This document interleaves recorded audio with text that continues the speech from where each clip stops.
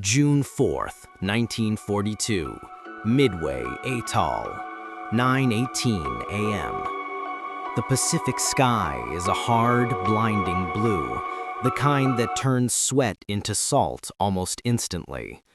Far below, the ocean glitters like polished steel, and slicing through that sky, engines straining, is a formation of bulky, almost awkward aircraft that seem out of place in the elegant ballet of warplanes. The TBF Avengers. Pilot Ensign Albert Earnest wipes a sleeve across his forehead, the heat inside the cockpit suffocating despite the rushing air.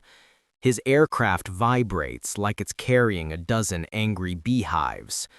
Behind him, his turret gunner, Seaman First Class Harry Ferrier, just 18 years old, keeps scanning the empty sky.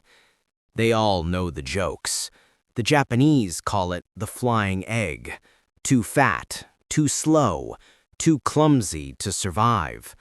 And right now, streaking toward the Japanese fleet, they're about to test those insults head-on.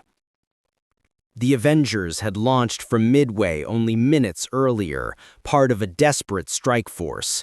Their torpedoes, the Mark 13s, weigh nearly a ton each, dragging the aircraft low and slow. Every pilot knows what that means. They'll be sitting ducks for the swarms of A6M-0 fighters circling above the Imperial Japanese Navy like hawks. Ahead, the ocean erupts into color. Red suns on white flags, massive gray hulls, aircraft elevators rising and falling. The Japanese carriers Akagi, Kaga, Soryu, and Hiryu dominate the horizon like floating fortresses. Ernest swallows hard. They've found them. Ferrier's voice cracks through the intercom. "Contact! Zero's coming down fast!" Ernest doesn't respond. He can't. His jaw locks as the first glints of sunlight off enemy wings flicker in front of him. The Avengers are heavy, painfully heavy, and they don't have the luxury of maneuvering.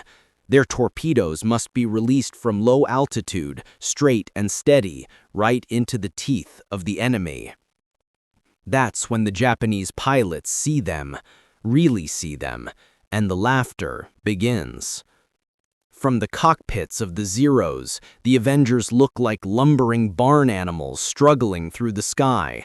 No sleek lines, no sharp edges, just a bulbous fuselage and thick, clumsy wings. The Japanese pilots radio jokes. They bank left and right with mocking exaggeration. One even woggles his wings in a taunt. Because to them, these Americans aren't attackers, they're targets. The first tracers whip past Ernest's canopy, white-hot streaks that make your stomach drop. Ferrier swings his turret, firing bursts that are swallowed by the vast blue. A Zero dives, guns blazing. The Avenger shudders. Metal screams. Ferrier is hit. Blood spatters the inside of the turret glass. Ernest doesn't look back. If he does, he might lose his nerve. And nerve is the only thing keeping this overloaded aircraft from falling out of the sky. The Avengers are dying around him. 1, 2, 3 plunging into the ocean in columns of smoke. But Ernest presses on, pushing the throttle until it can go no further, every vibration threatening to tear the aircraft apart. They're alone now. 1 aircraft, 1 torpedo, 1 chance. He levels out. The Japanese fleet fills the entire horizon. "Hold on," he whispers. Ernest drops to attack height, so low he can see sailors running across the flight decks below, scrambling in every direction.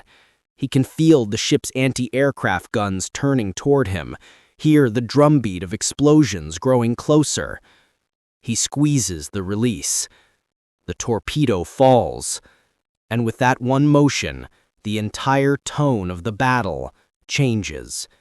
Because the Japanese pilots who mocked the flying egg moments earlier, suddenly realized something startling, something they had not expected.